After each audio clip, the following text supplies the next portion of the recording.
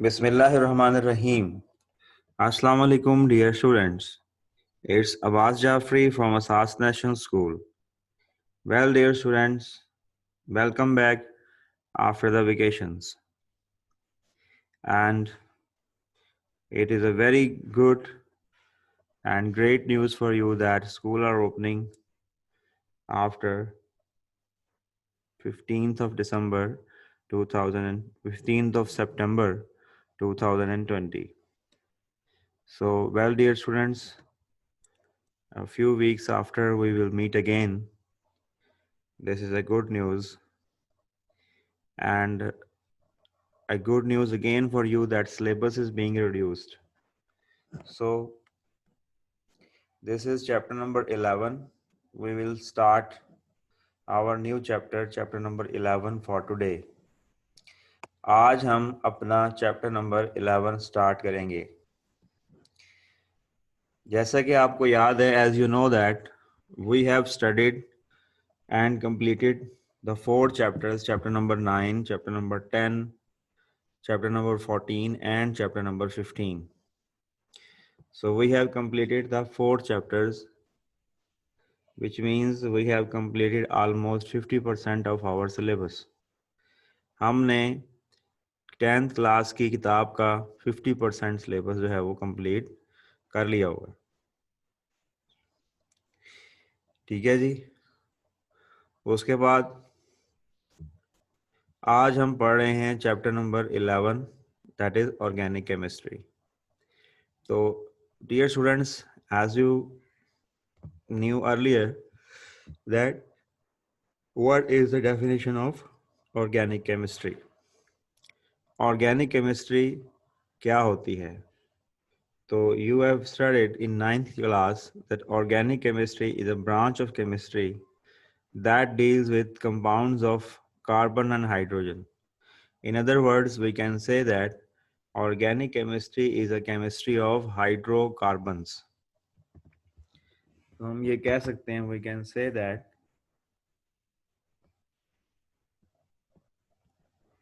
it is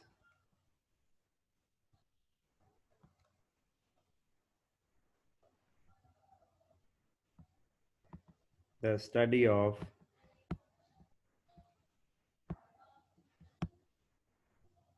hydrocarbons.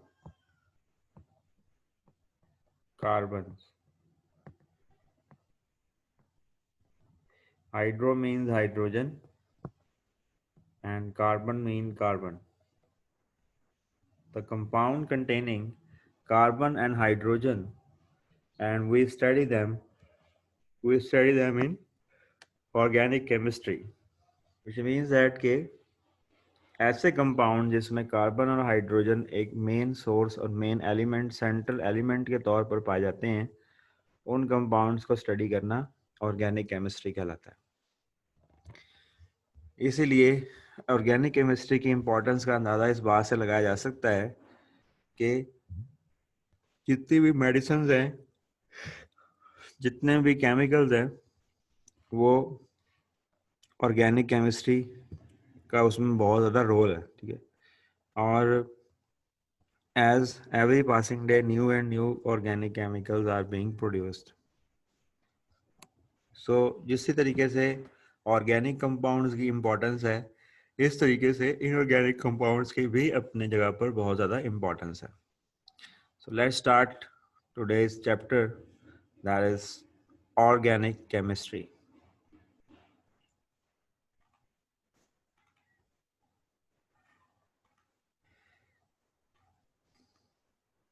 Start में देखें, वो कहता है जी इंट्रोडक्शन के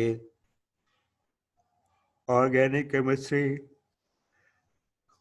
का आगाज कहाँ से हुआ और ये क्या चीज़ है. तो डियर स्टूडेंट्स, वो कहता है कि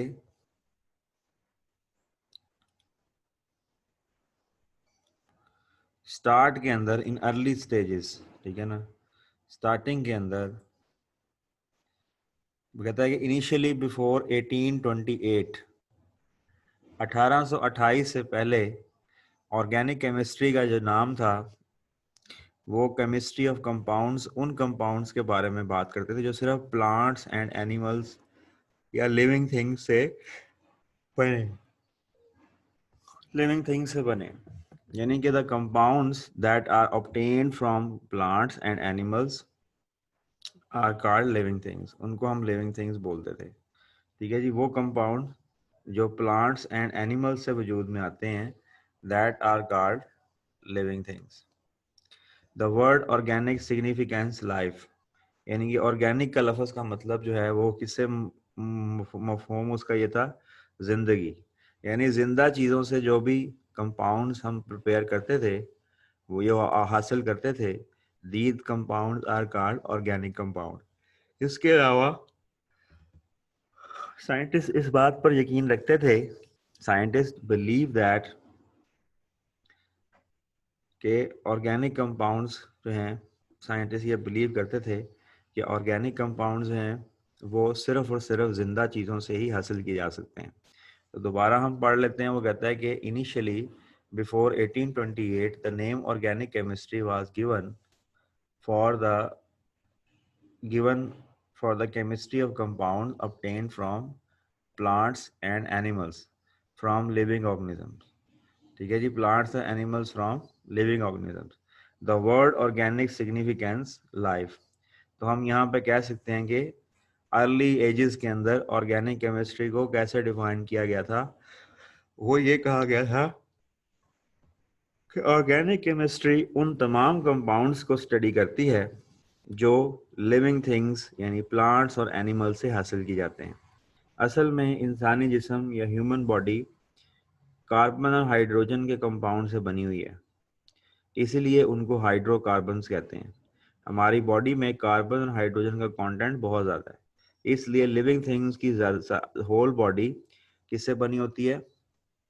the whole body of living things is made up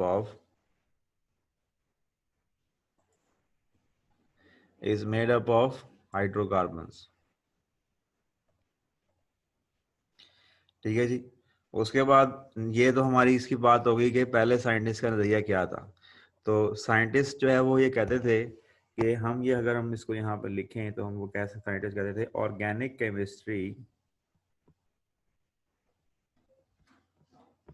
means living things. यानी कि उनके माइंड में यही था कि ऑर्गेनिक थिंग केमिस्ट्री जो है वो लिविंग थिंग्स में होती है, और जो कंपाउंड्स हैं इसके अंदर, ठीक है ना, लिविंग थिंग्स के अंदर जो कंपाउंड है वो ऑर्गेनिक होते हैं। ठीक है, ये हमारा जो है ना वो बताने का मकसद था। उसके बाद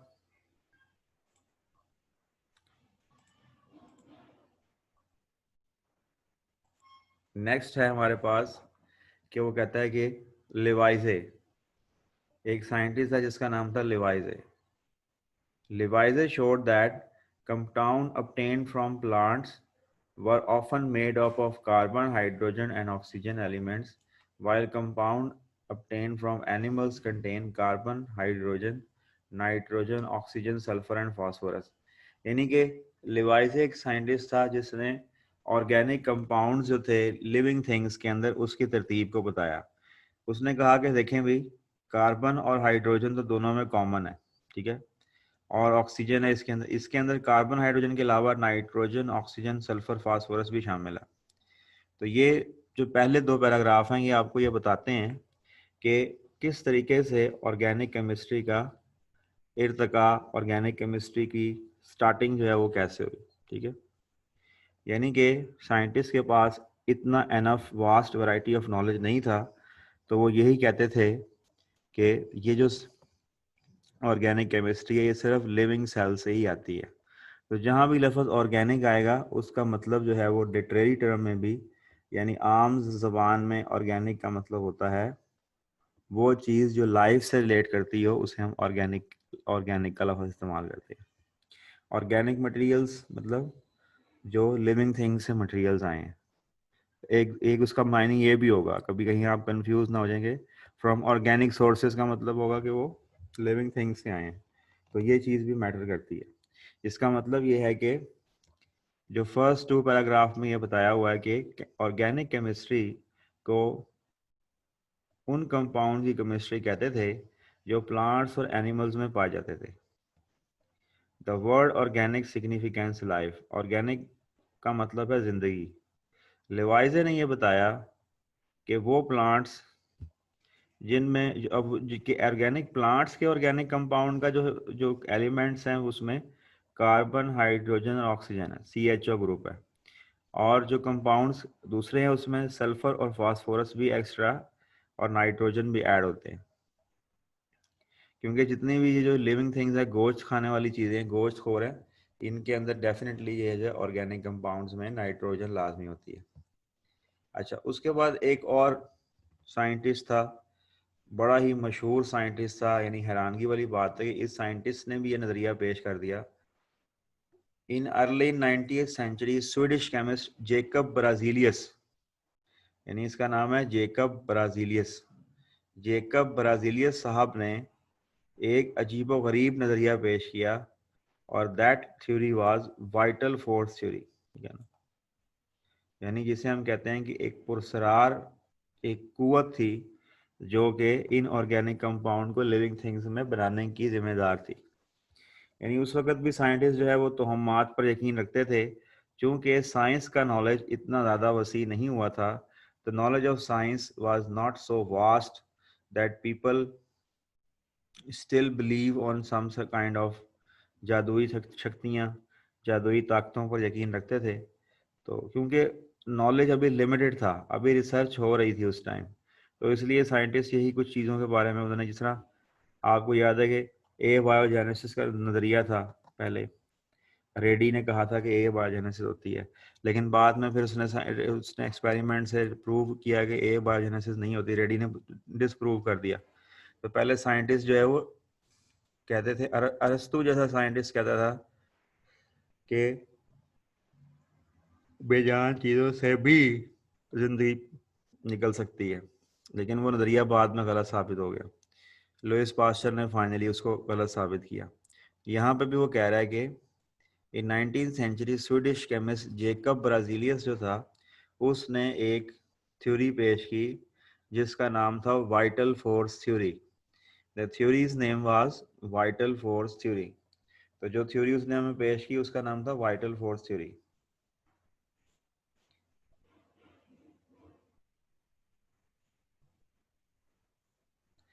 and that vital force theory ये बताती थी, तो हमने इसको करना कहाँ से कहाँ तक है, यानी ये सवाल इंतहाई अहम है और इसको अब मार करेंगे फ्रॉम दिस लाइन टू, ये सारा जो है वो आपने ये वाइटल फोर्स थ्योरी में मार करना है। बहुत ही अहम तरीन क्वेश्चन है, it is very much important question. I will share the notes with you, और उसमें एडिशनल शॉर्ट क्वेश्चन में भी ये सवाल दिया हुआ है कि what is vital force theory, vital force theory क्या है। ठीक है, तो वो कहता है कि 19वीं सदी में, हालांकि देखें कि 19th सेंचुरी का मतलब है 1850 1870, यानी एक सदी का मतलब ये होता है कि उसका एक नंबर पीछे होता है। मसलन अभी 21वीं सदी है तो 2000 का नंबर चल रहा है, ठीक है ना, क्योंकि 2000 साल पूरे हो चुके हैं। आगे 2020 यानी 21वें 100 के 20 साल हो चुके हैं। तो यहाँ पे भी था 19वीं सेंचुरी का मतलब था 1800 साल हो गए थे और 1900वां साल चल रहा था। तो उसमें जो है वो जेकब, यानी इतनी नज़दीक की बात है, इतनी दूर की बात नहीं है। तो जेकब ब्राजीलियस एक साइंटिस्ट था जिसने वाइटल फोर्स थ्योरी का कॉन्सेप्ट दिया। And the concept of vital force theory means that according to this theory organic compound could not be prepared in laboratories। हम ऑर्गेनिक कंपाउंड्स को लेबॉर्ट्री में तैयार नहीं कर सकते। साइंटिस्ट ने, जैसे पंजाबी में कहते हैं ना, हाथ चुक लेना, उन्होंने इतनी रिसर्च की, तहकीक की, उसके बाद उन्होंने कहा असी तो हाथ चुक लेने भाई, साढ़े को नहीं तैयार होता, ठीक है ना। Then we can not prepare organic compound in laboratories. तो ब्राजीलिया से पूछा साहब ने कि भाई ऐसा क्यों है, कि क्यों तुम तैयार नहीं कर सकते। तो उन्होंने कहा भाई हमने तो पूरी कोशिश कर ली है, लेकिन हमसे ये तैयार नहीं हो सकते। तो साइंटिस्ट ने कहा कि भाई अगर तैयार नहीं हो सकते, दूसरे साइंटिस्ट थे, तो फिर क्या किस तरह तैयार करेंगे हम। तो उन्होंने कहा भाई ये तो रब दियां रब ही जानता है, ठीक है ना, हमें तो ये समझ नहीं आ रही। हम इसके नतीजे पर पहुंचे हैं कि एक पुरसरार कुव्वत है, ठीक है ना, एक पुरसरार कुव्वत है जो कि उन तमाम कंपाउंड्स को अपनी निगरानी में तैयार करती है। And they were suppose to be synthesized under the influence of a mysterious force. एक पुरस्कार फोर्स है जिसको उन्होंने कहा वाइटल फोर्स, ठीक है ना, यानी कि जिंदगी की बका की force, inherent only living things. वो जो वाइटल फोर्स है, वो जो कुव्वत है जो उसको तैयार करने वाले हैं, वो सिर्फ लिविंग थिंग से दूसरी लिविंग थिंग्स में जाते हैं, वो हम उसको लेबॉर्ट्री में तैयार नहीं कर सकते थे। तो that was a hypothetical theory. ये एक ऐसी थ्योरी थी कि जिससे ये पता लगता है कि शुरू में भी साइंटिस्ट जो है वो डबल यानी कि राय का शिकार थे, क्योंकि उस टाइम इतना ज़्यादा नॉलेज अभी लेवल पर नहीं आया था। लेकिन इस टाइम साइंस इस तरह की बोंगियों पर यकीन नहीं रखती। And that theory was vital force theory. तो इस थ्योरी को उन्होंने वाइटल फोर्स थ्योरी का नाम दिया। दोबारा बता देता हूँ, 19वीं सेंचुरी में जेकब ब्राजीलियस ने एक थ्योरी पेश की जिसका नाम था vital force theory. And that theory explain that, उस थ्योरी ने ये एक्सप्लेन किया कि ऑर्गेनिक कंपाउंड्स लेबॉर्ट्री में तैयार नहीं होते, क्योंकि उनको हम लेबॉर्ट्री में तैयार नहीं कर सकते। उसकी वजह उनके अंदर एक पुरस्रार कुव्वत का होना है, मिस्टीरियस फोर्स का होना है, जिसको हम वाइटल फोर्स कहते हैं। और ये फोर्स सिर्फ ही जिंदा चीज़ों में, लिविंग थिंग्स में पाई जाती है। लेकिन डेफिनेटली आपको पता है कि जब रिसर्च होती है तो एक थ्योरी जो है वो कुछ अरसे के बाद जब उसके अंदर लेटेस्ट रिसर्च हो जाए, जिस तरह डाल्टन थ्योरी थी या वो प्लम पुडिंग थ्योरी थी, वो तमाम थ्योरीज जो हैं वो क्या कहते हैं, ख़त्म हो जाती हैं। तो हुआ ये कि एक साइंटिस्ट था जिसका नाम था फ्रेडरिक वूलर, ठीक है ना।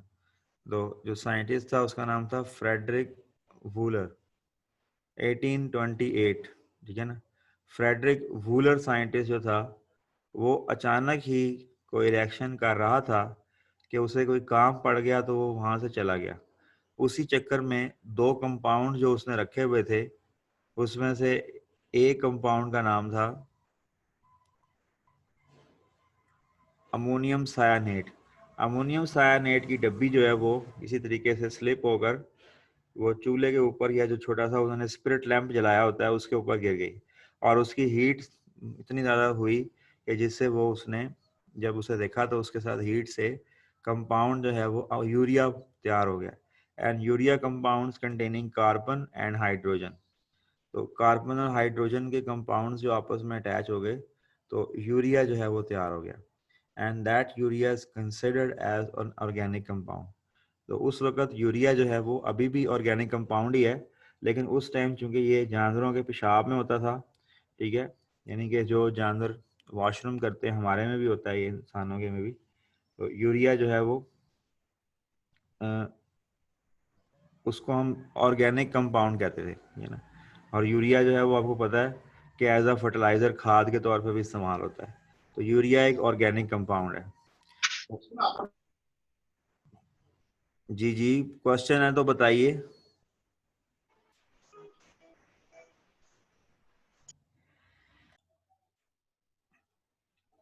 अच्छा जी, तो वो ये हुआ कि मैं बात कर रहा था कि वाइटल फोर्स थ्योरी ने सफर डेथ, अपनी मौत आप मर गई जब 1828 में वूलर ने किसी ना किसी तरीके से अचानक एक कंपाउंड तैयार कर लिया, दैट इज कॉल्ड यूरिया। और वो भी एक्सीडेंटली उसने तैयार किया था उस कंपाउंड को, and that compound he prepared accidentally. तो दैट इज द उसमें ये हुआ कि उसने वो गर्म कर रहा था अमोनियम सायानेट को, वो अचानक वहां से जो है वो रीअरेंज होने की वजह से अमोनियम सायानेट जो है वो क्या कहते हैं, अमोनियम सायानेट जो है वो क्या कहते हैं, हो गया कन्वर्ट हो गया यूरिया के अंदर, ठीक है ना। उसके मॉलिक्यूल रीअरेंज होके वो यूरिया में कन्वर्ट हो गए, और पहला ऑर्गेनिक कंपाउंड जो है वो पहला ऑर्गेनिक कंपाउंड जो है वो प्रोड्यूस हुआ. The first organic compound was produce because of the accidental preparation of urea. तो पहला ऑर्गेनिक कंपाउंड जो एक्सीडेंटल प्रिपरेशन ऑफ यूरिया से हुआ, दैट वाज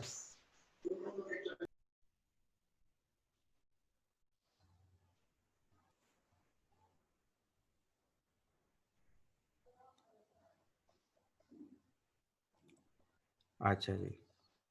उसके बाद नेक्स्ट है, उसके बाद एक और साइंटिस्ट था कॉल्ब 1845 में, when he prepared acetic acid in laboratory. Acetic acid जो है वो उसका फार्मूला है CH3COOH.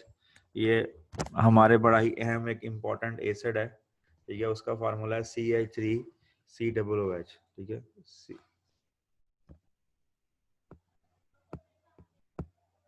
CH3COOH एसिटिक एसिड एक इसका है. और उसके अलावा जो ऊपर आपने बताया है, ठीक है, अमो यूरिया देखें, इसमें ये यूरिया का स्ट्रक्चर ऐसे होता है, ये C होता है दरमियान में, ऐसे दो लाइनें होती हैं, NH2 एक, NH2 इधर दो, ठीक है ना. और इस साइड पे यहाँ पे होता है O. ये इसका फार्मूला देखें आप जरा गौर से देखें, ये NH2 दो इधर दिए हुए, NH2 इधर दिया हुआ है, तो ये इस तरह ऊपर नीचे लगा दिया. और जो है दोबारा देखें, मैं दोबारा फार्मूला यहाँ पे बनाता हूँ. ये कार्बन इस तरह हो गई, ठीक है, एक H एक H, यहाँ NH2 इधर और दूसरा NH2 इधर, और ये सेंटर में ऑक्सीजन आ गई. तो ये फार्मूला यूरिया का, ठीक है ना. तो अच्छा, उसके बाद वो कहता है कि ऑर्गेनिक कंपाउंड जो हमारी लिविंग बॉडी के अंदर हैं, ठीक है, लिविंग बॉडी में ऑर्गेनिक कंपाउंड हैं, वो इंक्लूड्स कार्बोहाइड्रेट्स, प्रोटीन, तमाम वो खुराक जो हम खाते हैं, चूँकि वो जिंदा चीज़ों से आती हैं, तो वो सारी सारी क्या होती हैं, ऑर्गेनिक सोर्स हैं. पौधे जो खुराक तैयार करते हैं, ठीक है, ड्रग्स, दवाइयाँ, फार्मास्यूटिकल्स प्रोडक्ट्स, फर्टिलाइजर्स, ठीक है ना, पेस्टिसाइड्स, कीड़े मार दवाइयाँ, पेंट्स, डाइज, सिंथेटिक रबड़, plastic, artificial fibre. Artificial fibre से मुराद है नायलॉन वगैरह. एक तो फाइबर होता है ना जो लिविंग थिंग से आता है, और एक आर्टिफिशियल फाइबर भी होता है, ठीक है. वो आर्टिफिशियल फाइबर जो है वो क्या कहते हैं,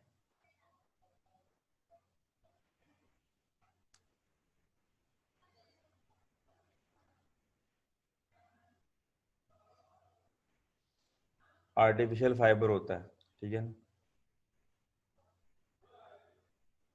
तो उसके बाद एंड मैनी पॉलीमर्स, और दूसरे पॉलीमर्स जो हैं वो भी इसमें होते हैं. उसके बाद नेक्स्ट है ऑर्गेनिक कंपाउंड्स. ऑर्गेनिक कंपाउंड्स वो कहता है कि today there are millions of organic compounds and thousands of new organic compounds, ठीक है. अब ये है कि जब साइंटिस्ट एकदम, ये पंजाबी में कहते हैं ना, चाका लग जाए, तो जब उनका चाका खुल गया, उन्हें पता लग गया कि भाई ऑर्गेनिक कंपाउंड्स हम तैयार कर सकते हैं, we can prepare organic compound, तो फिर साइंटिस्ट ने फुल उसकी तरफ अपनी कोशिश जारी रखी और धड़ाधड़ ऑर्गेनिक कंपाउंड तैयार करना शुरू कर दिए. इससे क्या हुआ कि हर साल अब हजारों लाखों ऑर्गेनिक कंपाउंड तैयार होते हैं, और तैयार कर किए जा रहे हैं, ठीक है ना. देयरफॉर इससे ये हुआ कि old definition has been rejected, ठीक है ना. तो वो कहता है कि जो ओल्ड डेफिनेशन थी, therefore old definition has been rejected, तो जो पुरानी डेफिनेशन थी वो तबाह हो गई, ख़त्म हो गई, कि ऑर्गेनिक कंपाउंड सिर्फ जिंदा चीज़ों से हासिल किए जाते हैं. वाइटल फोर्स थ्योरी ख़त्म हो गई. तो a detailed investigation of organic compound revealed that all of them contain covalently bonded carbon and hydrogen as their essential content. जब हमने इनको ज़्यादा डिटेल में स्टडी किया तो हमें ये पता चल गया कि भाई इसके अंदर कार्बन और हाइड्रोजन के आपस में बॉन्ड बने होते हैं. मसलन अगर मैं आपको थोड़ा सा बताता हूँ, ये देखें, ये C है, ये कार्बन या स्ट्रक्चर देखें, ये कार्बन है, तो इसके साथ ये फर्ज करें एक स्ट्रक्चर आपने पढ़ा था, अगर आपको याद हो 9th में, किसी को अगर ये याद आ रहा है स्ट्रक्चर, ये वैलेंसी में था, वैलेंसी ऑफ कोवेलेंट कंपाउंड्स की। तो ये स्ट्रक्चर था मीथेन का स्ट्रक्चर था, ठीक है ना। It was a methane structure. दोबारा से मैं इसको सही तरह से ड्रॉ कर देता हूँ, ये तो खिचमचूड़ी पक गई है सारी, ठीक है ना। तो ये दोबारा ज़रा देखें, ये था सी, सेंटर में सी था, और यहाँ पे एच, ऐसे इसको हमने कहा था मीथेन।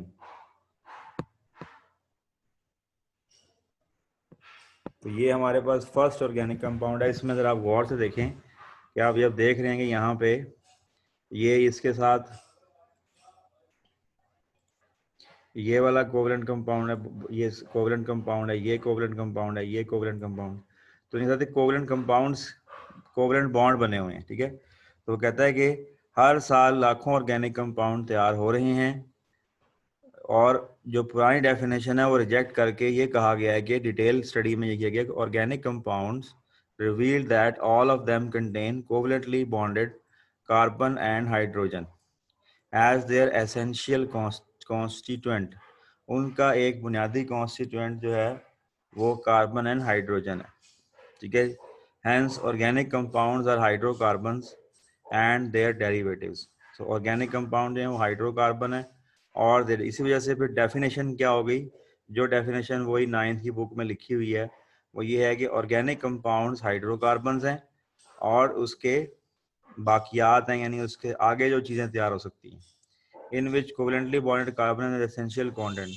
तो वो ब्रांच केमिस्ट्री की जो हाइड्रोकार्बन्स को डील करती है वो ऑर्गेनिक केमिस्ट्री कहलाती है, ठीक है ना।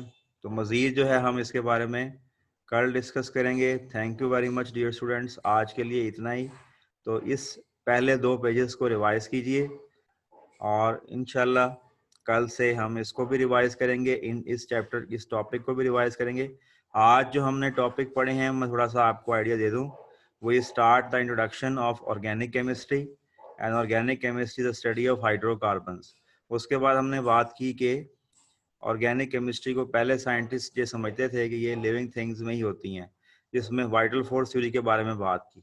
फिर हमने यूरिया के स्ट्रक्चर को देखा, उसके बाद ये कहा कि वाइटल फोर्स थ्योरी को नेग्लेक्ट किसने किया, और उसके बाद ऑर्गेनिक कंपाउंड्स के बारे में बात की।